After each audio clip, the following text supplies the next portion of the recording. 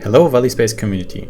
This month we're coming to you with yet another feature that helps you in tailoring Valispace to your specific workflows, the so-called custom actions. Custom actions are available in the components module and requirements module and need to be set up in the scripting module. To access the custom actions, you simply come into the action column and select Vali Assistant and custom actions. Custom actions can be triggered on single requirements or in bulk. When triggering a custom action, the scripting module receives the data from that specific object and can perform any data modification or AI prompting you set up in the script and write that data back to the object.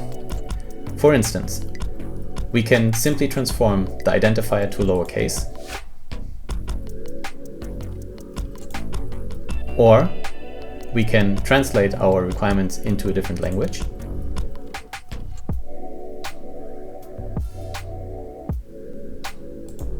Or we can do more advanced stuff like a requirements quality check.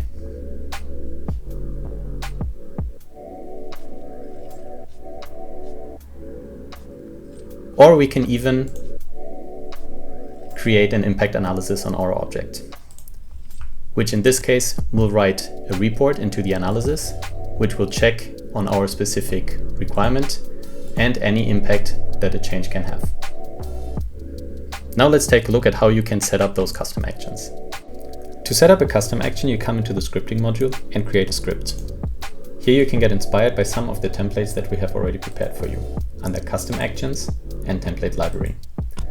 Let's take for instance this translate requirement, which basically takes the text of a requirement and translates it into a different language. After creating it, we can jump into the script and provide some more data. In this case, the only thing that we have to provide is the domain of our Valispace instance, which is demonstration.valispace.com. It is also here where you can take a look at how the data is handled by the script and, for instance, change the custom prompt that we are providing to the AI. After saving the script, all we have to do is come into this general tab here and set up our custom action. Here we can decide whether it is displayed in the requirements module or in the components module. Here it is also where we decide on a name for the display, which will appear in the dropdown. After creating this, we can jump into the requirements module and take a look how the script is performing. Once again, in the action column, we come into Vali Assistant and custom actions, and we can run our script. Remember that you can always come back into the scripting module and see how the run went. If it was a success, everything is good. If not, you will get an error message here in the log.